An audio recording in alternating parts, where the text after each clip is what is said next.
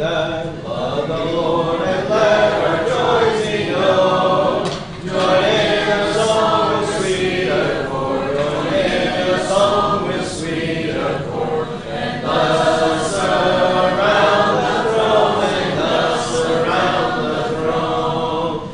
We're marching to Zion, beautiful, beautiful Zion. We're marching upward to Zion, the beautiful city of God. Let those refuse to sing who never knew our God, but children of the heavenly King, the children of the heavenly King, they speak their joys abroad, they speak their joys abroad. We're marching to Zion, beautiful, beautiful Zion. We're marching upward to Zion, the beautiful city of God. The hill of Zion yields 1,000 sacred sweets. Before we reach the heavenly fields, before we reach the heavenly fields, or walk the golden streets, or walk the golden streets. We're marching to Zion, beautiful, beautiful Zion. We're marching upward to Zion, the beautiful city of God. Then let our songs abound, and every tear be dry. We're marching through Emmanuel's ground. We're marching through Emmanuel's ground to fairer worlds on high, to fairer worlds on high. We're marching to Zion, beautiful, beautiful Zion. We're marching upward to Zion, the beautiful city of God. Will you pray with me, please?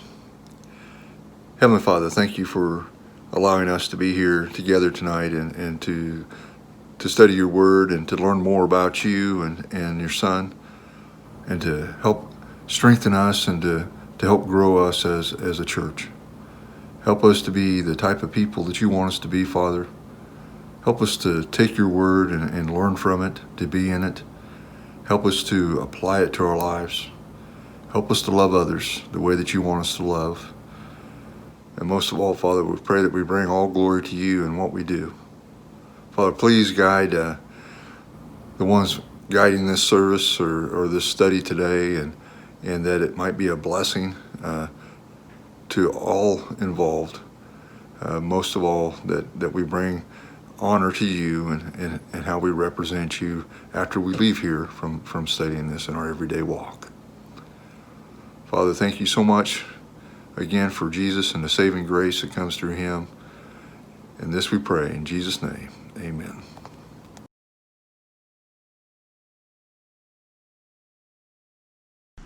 Good evening. Good evening. Still getting used to saying that. I know it. What are we going to do tonight? Well, I'd like to get a little wiser before we leave this session. Oh, that's a good idea, because we could use all that wiseness that we can find. I need to have more wiseness. Specifically, what are we going to do? What are we going to do? We're going to talk about the book of Proverbs, chapters 1 through 9. How many chapters is that?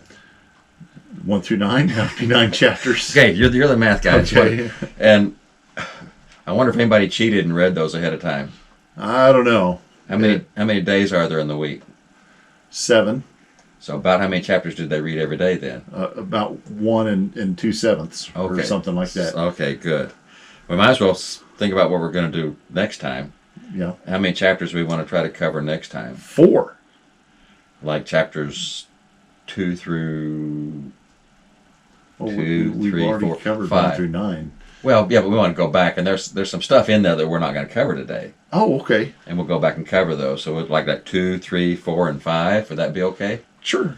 So, how many chapters? That's 4 chapters. That's 4 chapters. And how many days in the week? 7. So, how many chapters would they need to read every day? Like 7 or 8? They need to read no. They need to read less than or a little over half a chapter a day. Oh, okay. Okay. So I hope they get that straight. Okay. Because I'm confused. I am very confused. So, Lord willing, next time we'll begin in chapter 2, 3, 4, and 5, and we'll go back and look at some individual proverbs. Right. We'll still do what we talked about before, where we pick out certain characters, wisdom, wealth, and things like that. Right. But go through those 4 chapters Okay. next time, Lord willing. Well, I'm already looking forward to that. We haven't even done this one yet. I am too. Let's just skip this one and go straight to that one. No, we put so much work into this, we better stick with it. We're going to cover Proverbs 1 through 9, but we're not going to do every word. We'll do that next week. We'll cover every word in chapters 2 through.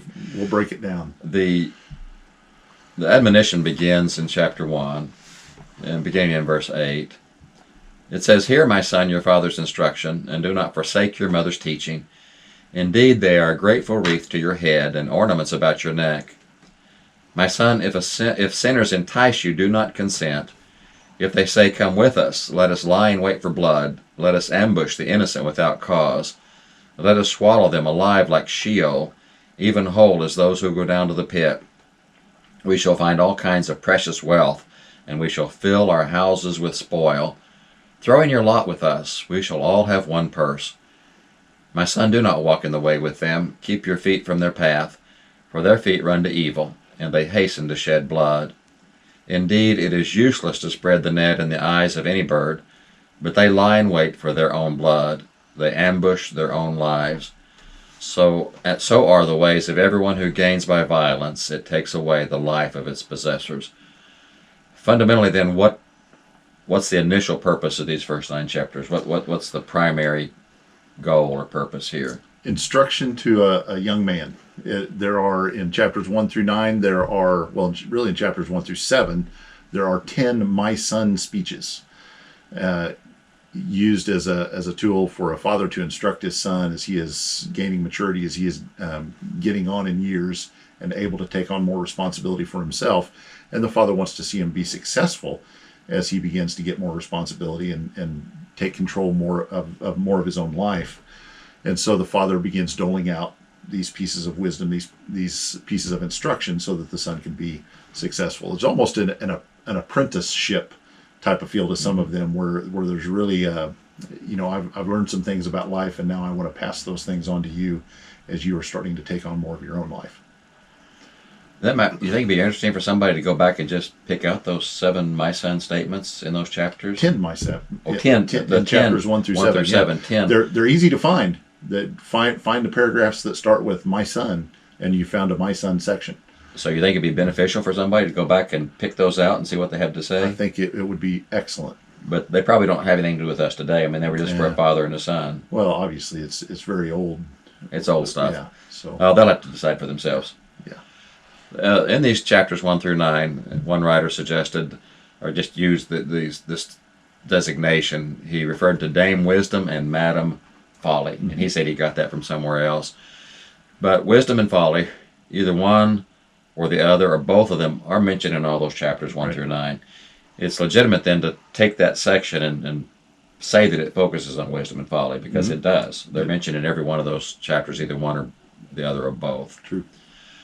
We want to take a look first at the character of these 2 different ones. Wisdom is priceless. She is more precious than jewels. And that's what it says in Proverbs 3:15. He is more precious than jewels, and nothing you desire compares with her. She's beyond comparison with anything. She is the source of protection and honor. In verses 6 through 8 of chapter 4, do not forsake her, and she will guard you. Love her, and she will watch over you. The beginning of wisdom is acquire wisdom, and with all your acquiring, get understanding. Prize her, and she will exalt you. She will honor you if you embrace her. Wisdom is referred to as our sister, as our intimate friend, someone that's closely associated with us, closely related to us in Proverbs 7:4. We need to say to wisdom, you are my sister, and call understanding your intimate friend. That's the kind of relationship we need to develop with wisdom, and that's what she wants to develop with us. Wisdom is godlike. She builds us up as God does. And Proverbs 1:23 offers, turn to my reproof. Behold, I will pour out my spirit on you. I will make my words known to you. And so God does the same thing. God sometimes gives us reproof, not for our destruction, but for our building up. Right. And so wisdom offers this to us. And a few verses later, in verse 33 of chapter 1, but he who listens to me shall live securely and shall be at ease from the dread of evil. And so she's God-like and she builds us up. It's interesting that she's referred to as the tree of life in chapter 3, verse 18. She is a tree of life to those who take hold of her, and happy are all who hold her fast. If only Adam and Eve had had a better relationship with wisdom, wouldn't that have been a whole different thing? Then, I think it would have been. The whole world, if somebody else wouldn't have messed it up down the line. Right. And I'm afraid one of us would have messed it up eventually. if it made it down to us, if it had made it this long, we would have managed to fix it. Yeah. It seems that wisdom has the characteristic of being eternal in Proverbs chapter 8. There's some discussion about this, but one of the possibilities is that she is eternal. And it says there in Proverbs 8, beginning in verse 22, the Lord possessed me at the beginning of his way, before his works of old. From everlasting I was established, from the beginning, from the earliest times of the earth. When there were no depths I was brought forth, when there were no springs abounding with water. Before the mountains were settled, before the hills I was brought forth, while he had not yet made the earth and the fields, nor the first dust of the world. When he established the heavens, I was there. When he inscribed a circle on the face of the deep. When he made firm the skies above. When the springs of the deep became fixed. When he set for the sea its boundary, so that the water should not transgress his command. When he marked out the foundations of the earth. Then I was beside him as a master workman, and I was daily his delight, rejoicing always before him, rejoicing in the world, his earth, and having my delight in the sons of men. On the other hand, we have the character of folly. And how is folly presented? What is her character? Well, she is not presented very positively. She is presented as an adulteress, or occasionally as a prostitute, a harlot, and just not very many kind things to say about folly. No. What's kind of a general description of her? Well, Proverbs 2, verse 16, to deliver you from the strange woman, from the adulteress who flatters with her words. From the very beginning, that's not a very nice description. It's not. How else is she described? She is godless and immoral, Proverbs 2:17, that leaves the companion of her youth and forgets the covenant of her God. She is godless. She forgets about God. She is not guided by God in her thinking. She's immoral. She doesn't follow a standard code of morality. She just kind of does what she wants to do when she wants to do it, whatever feels good. That's not a good choice. He goes on, I think, in Proverbs 6 and continues that same thought. Right, to keep you from the evil woman, from the smooth tongue of the adulteress. And so she is godless and immoral. What else do we know about her? Well, she is boisterous. She is naive. She knows nothing. Proverbs 9:13, the woman of folly is boisterous. She is naive and knows nothing. That pretty well sums it up. That's exactly what that verse says. What else?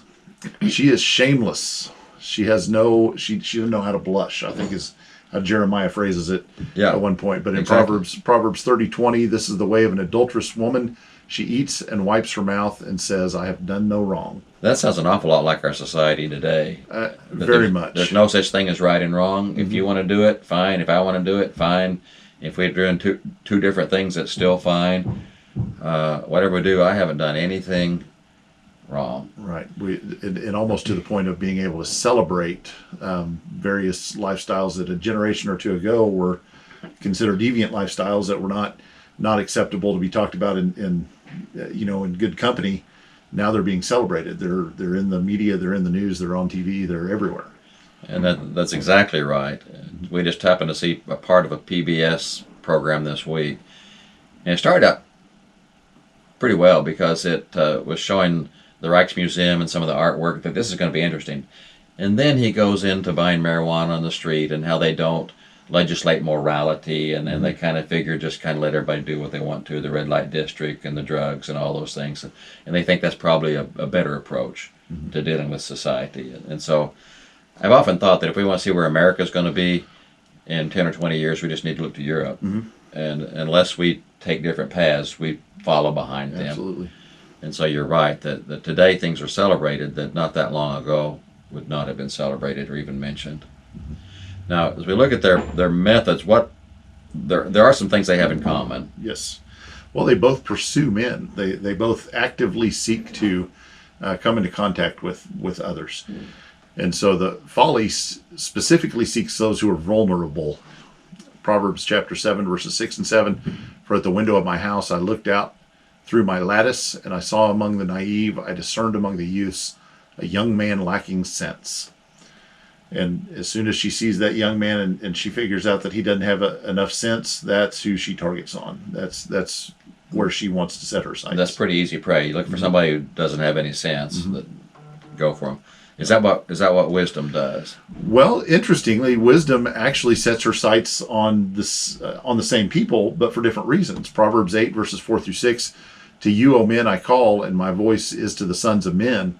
O naive ones, discern prudence, and O fools, discern wisdom. Listen, for I shall speak noble things, and the opening of my lips will produce right things. So she calls out to those who are simple. She calls out to those who are naive, but not for the purpose of entrapping them or enticing them or fooling them, but rather to educate them, to share with them, the proper way of living and trying to strengthen them. We liken that she calls out to them and tries to teach them noble things. And that made us think of Philippians 4:8. Whatever is true, whatever is lovely, whatever is honorable, whatever is noble, think on these things. And that's what God calls us to do. And so she's seeking their welfare, Right, and not their destruction. right. Another method that she uses flattery, as it points out in Proverbs 7:5. And this is folly. This is folly, Yeah. that they may keep you from an adulteress, from the foreigner who flatters with her words. And here she's actually referred to as a foreigner, someone who's foreign to God's people. Right. She's not God's people. She offers riches and wealth, but it's that get rich quick thing. Right. At the very beginning of Proverbs, beginning in verse 10 of chapter 1, we read, my son, if sinners entice you, do not consent. If they say, come with us, let us lie in wait for blood.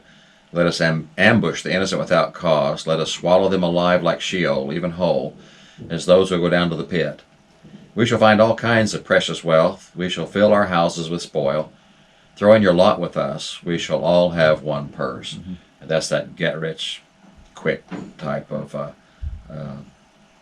situation. One of the methods that folly uses is that she is seductive. She seduces, as it says in Proverbs 7:10. And behold, a woman comes to meet him, dressed as a harlot and cunning of heart.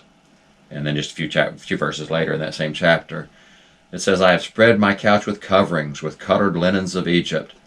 I have sprinkled my bed with myrrh, aloes, and cinnamon.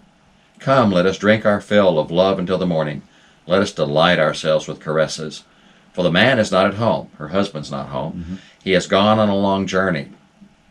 He has taken a bag of money with him. At full moon he will come home. I know how long he's going to be gone. He's not going to be back for a while. She uses that cunning to seduce people. She doesn't care about the outcome. She doesn't care about what the end is going to be. Proverbs 5:6 says she does not ponder the path of life. Her ways are unstable. She does not know it. That's sad when somebody doesn't even know where they're headed. And she doesn't know because she just doesn't care. Right. Ultimately, she's seeking destruction. Back up just a few verses in Proverbs 5, beginning in verse 3. Oh, actually, verse 1. My son, give attention to my wisdom, incline your ear to my understanding, that you may observe discretion, and your lips may reserve knowledge. Then he says, for the lips of an adulteress drip honey, and smoother than oil is her speech. But in the end she is bitter as wormwood, sharp as a two-edged sword. Her feet go down to death. Her steps lay hold of Sheol. And so she is seeking destruction, her own destruction and the destruction of those who give in to her. In the next chapter, chapter 6 of Proverbs, beginning in verse 24, it suggests that we need to keep from the evil woman, from the smooth tongue of the adulteress. Do not desire her beauty in your heart, nor let her catch you with her eyelids.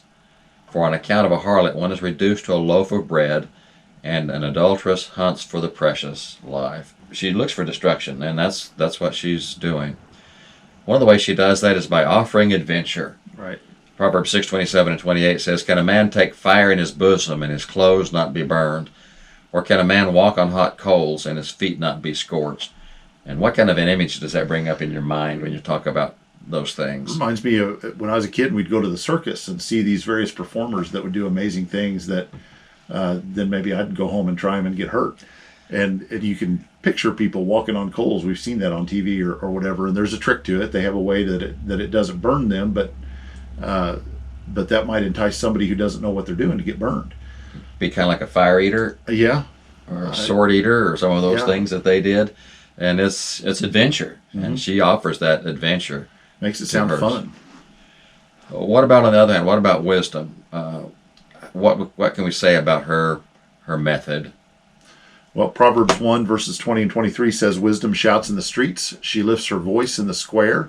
At the head of the noisy street she cries out. At the entrance of the gates in the city she utters her sayings. How long, O naive ones, will you love simplicity?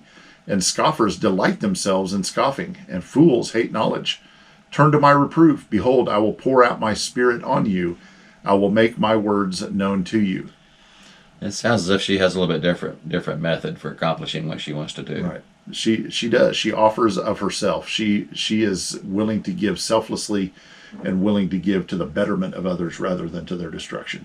What does she do as she's doing that? She's offering security. Proverbs 133, "But he who listens to me shall live securely and shall be at ease from the dread of evil." She also offers instruction. Proverbs 8, verses 8 through 10, "All the utterances of my mouth are in righteousness.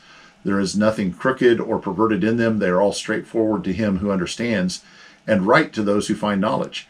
Take my instruction and not silver, and knowledge rather than choicest gold." So she doesn't offer that get-rich-quick scheme. No, it's a whole different thing. Right. She offers something of greater value. She offers counsel and wisdom. Proverbs 8:14, "Counsel is mine and sound wisdom. I am understanding. Power is mine." It's interesting. She also offers better companions. She is surrounded by good people. And Proverbs 8:12 shows us the companions that she has to offer. She says, "I, wisdom, dwell with prudence, and I find knowledge and discretion." Well, prudence and knowledge and discretion, those are characters I want to be around. And if I search for wisdom, I will find those other things as well. In chapter 1, it describes the other companions that the adulteress seeks, and they're thieves, and they're even cutthroats. They even cut each other's throat. Mm-hmm. And this is a whole different category of companions Right. that wisdom offers. She, interestingly, also offers riches and wealth. Lady Folly offers riches and wealth, but it's get rich quick scheme. But for wisdom, she offers wealth that is different. Proverbs 8, verses 18 to 21, "Riches and honor are with me, enduring wealth and righteousness. My fruit is better than gold, even pure gold, and my yield than choicest silver. I walk in the way of righteousness in the midst of the paths of justice, to endow those who love me with wealth, that I may fill their treasuries." You know, she promises riches and honor. Mm-hmm. Folly promises riches, but there's no honor in the way that she gains her riches. No, it's gained through theft and Yeah. taking advantage of other people. And so this is a completely different type of wealth that wisdom is offering, and it's a wealth that transcends money. If we live wisely, then there is often monetary reward that goes with that, but more importantly, there's honor that goes with it. There's righteousness. There's goodness that goes with it. So what's the consequence? What's going to happen depending on what choice we make? Well, if we make a foolish choice, then we will pay a consequence. Proverbs 9, 17 and 18 says, "Stolen water is sweet, and bread eaten in secret is pleasant, but he does not know that the dead are there, that her guests are in the depths of Sheol." That's folly. So if we choose folly, we choose the adulteress, Mm-hmm. then that is the consequence of our choice. So that's a pretty critical choice. It is. I want to just interject here that these chapters are teaching, they really are a father teaching the son, and therefore us in a physical sense. Mm-hmm. We'll see in just a second there's a spiritual application that's even greater than that, and it's easy to pick that up as we go along. Mm-hmm. But I do want to mention that these chapters do stress the importance of teaching our children about sexual purity. Amen. And it just brings to mind what Steve Holiday does with his sexual purity seminars. That's not just something that's optional or just take it or leave it. I think he is really fulfilling the spirit of Proverbs 1 through 9, where it tells us we need to teach our children about sexual purity and about sexual immorality. And I really appreciate what he's doing, because that's what Proverbs is trying to do in those first 9 chapters. I just wanted to mention that. Well, it's interesting that you think about these being my son lessons, and as a father is instructing his son broadly in a sense about wisdom in general, he uses the figure of attraction to 2 different types of women as the illustration for that. And so it makes sense as a father speaking to his young son that as that son is coming of age and begins thinking about relationships, that there are 2 types of women the father wants to instruct his son about, but there's a broader instruction that goes with that as far as folly and wisdom itself. And so he's kind of 2 birds with 1 stone a little bit here, as he teaches about physical relationships, but also teaches a much broader relationship with God. And so if we look at a spiritual application of this, what kind of a comparison is there? Well, we see that God is portrayed throughout the Old Testament as being married to Israel, specifically in the book of Hosea, but there are other scriptures as well where that relationship between God and Israel is very much pictured as a husband-wife relationship. And so there is a spiritual context there for that. And often when they were unfaithful, it was presented in the sense of adultery. Right. And it was very very stark in Hosea, because it really did happen to Hosea, who took a wife from prostitution and married her, but she kept running back to her old way of life. And it was just showing God's relationship with his people and how he wants them to do the right things, and they keep making the wrong choices. And so as we think about seeking the right kind of woman, wisdom or folly, then there's a connection there in the Old Testament. There's also a connection in the New Testament, isn't there? Absolutely. Jesus is portrayed as being married to the church. We have that very clearly portrayed by Paul in Ephesians chapter 5, and also in some other passages. In Revelation 19, 7 through 9, let us rejoice and be glad and give the glory to him, for the marriage of the Lamb has come, and his bride has made herself ready. And it was given to her to clothe herself in fine linen, bright and clean, for the fine linen is the righteous acts of the saints. And he said to me, write, blessed are those who are invited to the marriage supper of the Lamb. And he said to me, these are true words of God.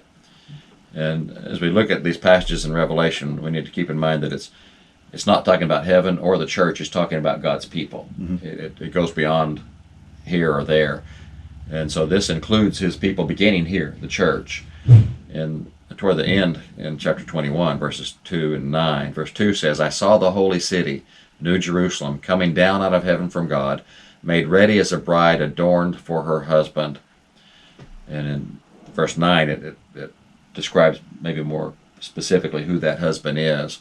And one of the 7 angels who had the 7 bowls full of the 7 last plagues came and spoke with me, saying, come here, I shall show you the bride, the wife of the Lamb. In the Old Testament, the relationship between God and his people was a marriage. In the New Testament, the relationship between Jesus and the church is a marriage. Everything we find in Proverbs 1 through 9 that refer to wisdom and folly as women applies to us in the church. And if we make the wrong decisions, we suffer that consequence. It's interesting that folly and wisdom are presented as ways in Proverbs. In Proverbs 131 says, so that they shall eat the fruit of their own way and be satiated with their own devices. In chapter 2 and verse 12, it says, to deliver you from the way of evil, from the man who speaks perverse things. Right. So way is a word that's used to describe what's happening in Proverbs. And Jesus says in John 14 and verse 6, I am the way and the truth and the life. No one comes to the Father but through me. There are so many warnings in the New Testament about deception. Folly in Proverbs operates entirely by deception. Right. And in Colossians chapter 2, verses 2 and 3, he begins that their hearts may be encouraged, having been knit together in love, attaining to all the wealth that comes from the full assurance of understanding, resulting in a true knowledge of God's mystery, that is, Christ himself, in whom are hidden all the treasures of wisdom and knowledge. What's offered to us today is not deception. It is clear knowledge and understanding and wisdom. In chapter 2 and verse 8, it warns, see to it that no one takes you captive through philosophy and empty deception, according to the tradition of men, according to the elementary principles of the world, rather than according to Christ. That's basically the warning of Proverbs 1 through 9. Be sure you follow real understanding and don't be misled. Right. Don't be duped. It's interesting how a banquet is used in those chapters. In chapter 9, it's referred to a banquet prepared by wisdom. Other places, folly has prepared a banquet of her own. The description of the banquet of wisdom in Proverbs 9 from verse 1, wisdom has built her house, she has hewn out her 7 pillars. She has prepared her food, she has mixed her wine, she has also set her table. She has sent out her maidens, she calls from the tops of the heights of the city. Whoever is naive, let him turn in here. To him who lacks understanding, she says, come, eat of my food, and drink of the wine I have mixed. Forsake your folly and live, and proceed in the way of understanding. And what kind of a parallel do we find to that in the New Testament? John chapter 6, verse 27. Do not work for the food which perishes, but for the food which endures to eternal life, which the Son of Man shall give to you, for on him the Father, even God, has set his seal. So there's a banquet prepared for those who follow Christ as well. There is a banquet, and it's the best kind of banquet. As we go through those Proverbs, as we mentioned earlier, it's hard to not perhaps make a connection between Jesus and what's described there in Proverbs 8, where it said, the Lord possessed me at the beginning of his way, before his works of old. And Jesus is described in the Gospel of John and Colossians and other places as being present at the creation. He existed with God before the world. From everlasting I was established, from the beginning, from the earliest times of the earth.